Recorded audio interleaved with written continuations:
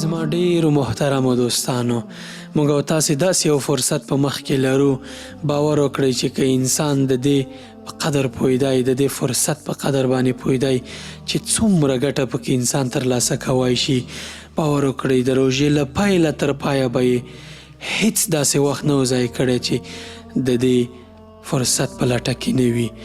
ډیر لوی فرصت دی. که زه بسته میاشت کښېنمه یا ډیر وخت تر هغې کښېنمه چې د دې صفات تاسو ته بیان کړم، شاید ناتوانه شمه.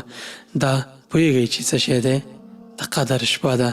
تر 1000 میاشتو غوره شپه، یا څه باندې تر 83 کلونو غوره فرصت دی. که موږ د دغې شپې د لټولو هڅه وکړو او پیدا یې کړو، ویې مومو، مثلا که 2 رکعته نفل پکې وکړو، موږ به په حقیقت کې 1000 میاشتې یا تر هغې زیات هره شپه 2 رکعته نفل کړي. که د قرآن کریم یوه سپاره پکې ولولو، موږ به همدومره وخت قرآن کریم یوه سپاره لوستي. تاسې حساب کوئ، ضرب یې کوئ، څه باندې 83 کاله به موږ د قرآن کریم یوه سپاره تلاوت کړي، هره شپه یوه سپاره، همدومره اجر الله پاک راکوي.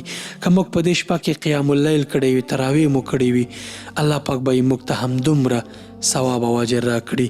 که مو صدقه پکې ورکړي، الله پاک به یې موږ ته د 83 کاله یا څه باندې تر هغې د هرې شپې صدقه ورکولو اجر راکړي. باور وکړئ، نه یې شي انسان حسابولی او نه یې شي اندازه کولی. تصور انسان نشي کولی دا دومره لوی اجر او دومره زیات اجر، او موږ یې پر وړاندې غافل یو. دا څومره عجیبه ده، څومره د افسوس حالت دی زموږ چې موږ داسې یوه شپه له لاسه ورکوو، او یوه شپه ده په 10 شپو کې، اخرو شپو کې د روژې، یا د روژې په دغه ټولو شپو کې موږ ولټوو. دومره خو نه ستړي کوو. شپه د عبادت، واړه کارونه پکې کیدای شي. 2 رکعته نفل، اصلي لمونځونو ترڅنګ، د فرایضو ترڅنګ نفلي لمونځونه، سنت کارونه. عجیبه ده والله، نشم کولی بیان یې کړم درته. نو خپله پوه شي چې دا څومره قدرمنه شپه ده چې الله پاک فرمایلی دي لیلة القدر خیر من 1000 شهر.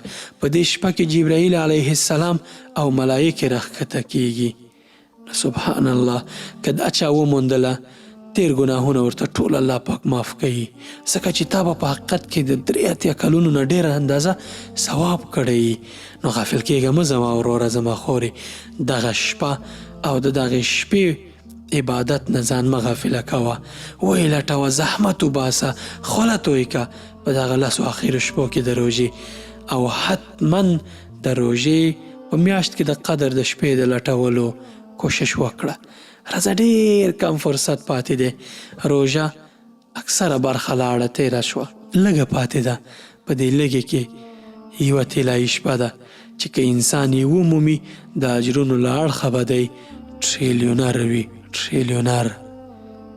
له ابو هریره رضی الله عنه څخه روایت دی چې رسول الله صلی الله علیه وسلم وفرمایل، څوک چې د قدر په شپه د ایمان له وجې او د ثواب په نیت په لمانځه ودرېږي، د هغه تیر ګناهونه بخښل کیږي. او څوک چې د رمضان میاشت د ایمان په وجه او د ثواب په نیت روژه ونیسي، تیر ګناهونه یې بخښل کیږي.